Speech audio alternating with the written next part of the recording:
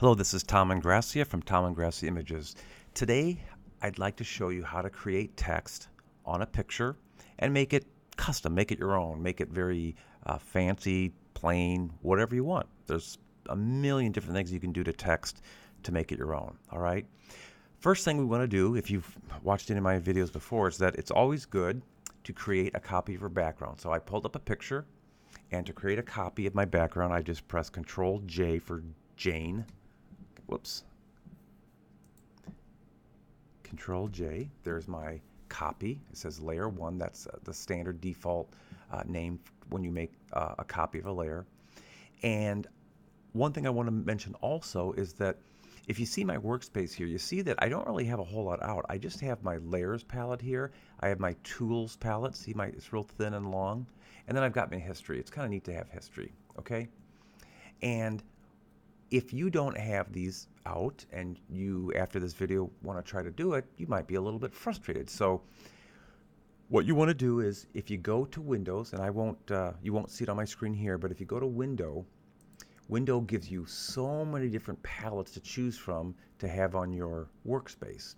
And so if you don't want to have a workspace completely cluttered, you just pick and choose which ones you want to have on. Okay, and you see that I've got the tool palette and the layers palette. Okay, let's say that for some reason I didn't have the tools palette. So if I unclick the tools palette, see, it's gone.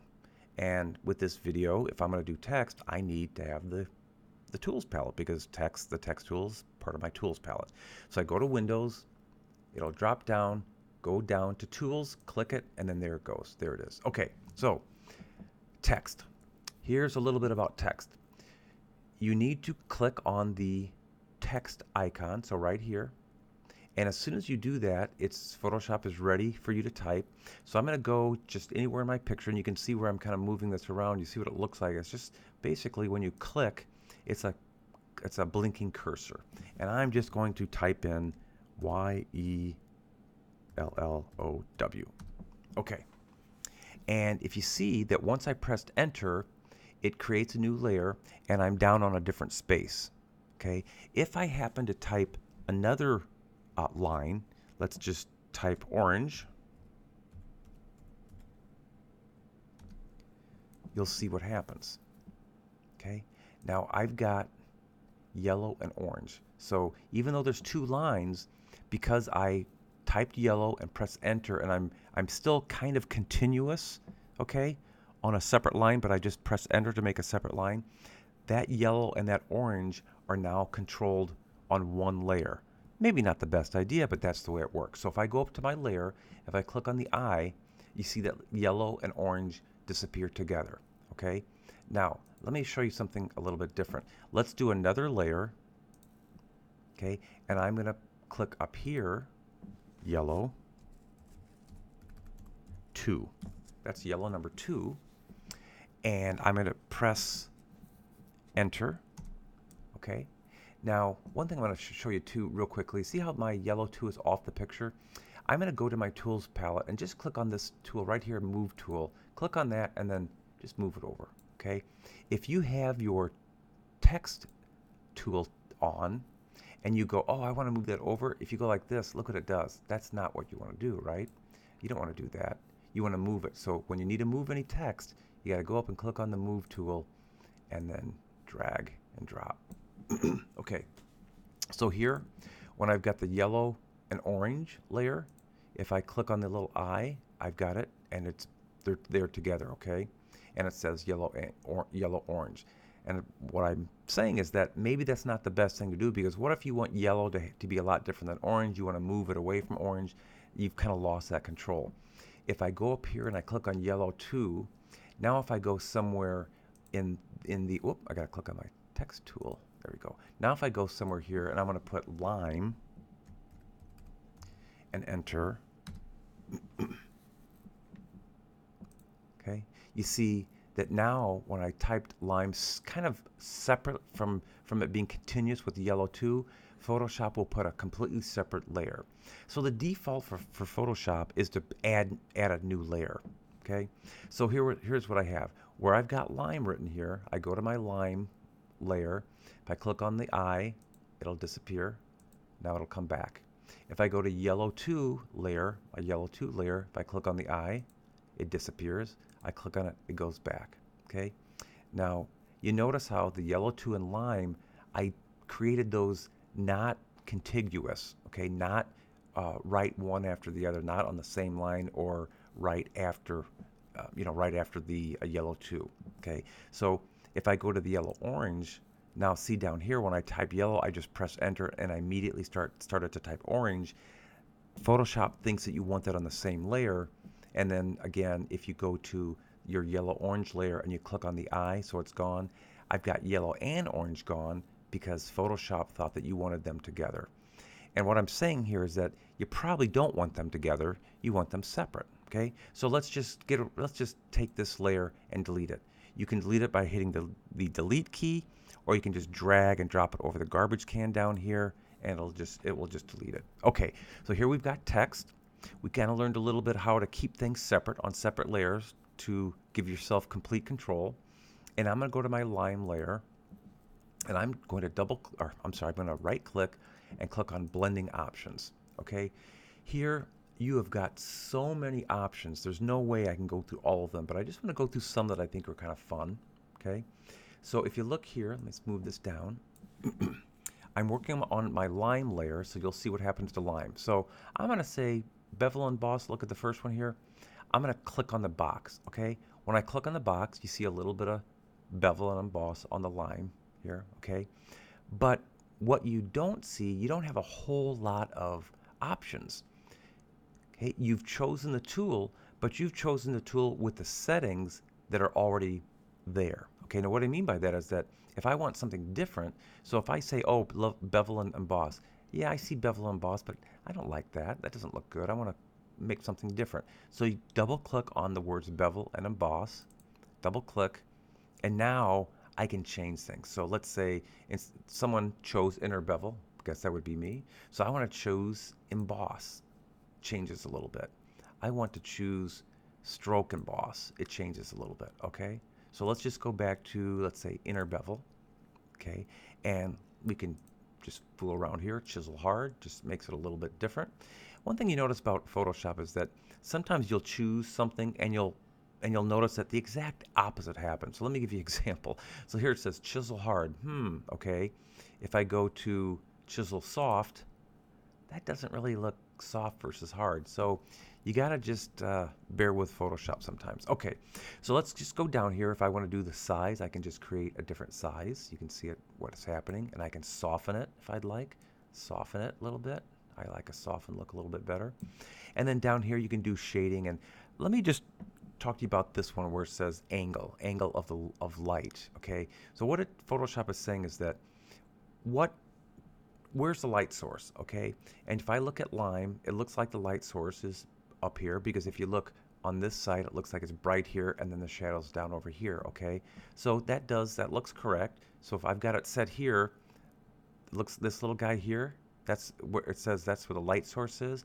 And if you look up here, and again, it's bright on this side, so the light looks like it's coming from up here, and then over here you look like, there's some shading there. Okay, if I move this down here, whoops, it makes a big change. Okay, so we'll kind of bring it back. So you can kind of fiddle around with that and see how it makes sense. So let's give you an example of where you'd want to control that.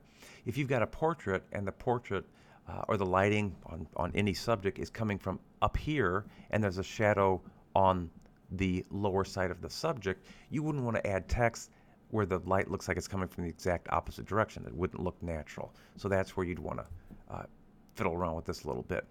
When it says use global light, what that means is any other layers that you have with text, it'll automatically set the light the exact same way, or any other options that you choose down here.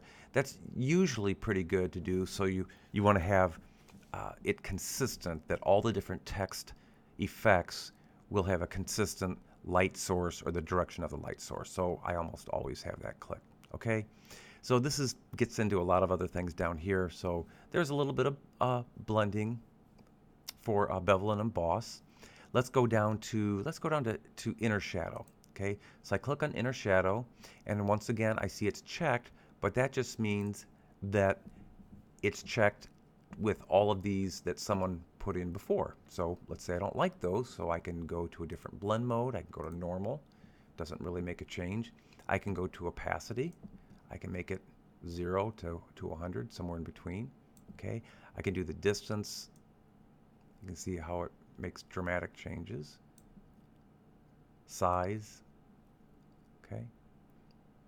All right, let's go to inner glow. So I check on inner glow. Okay, it's got an inner glow. Let's double click.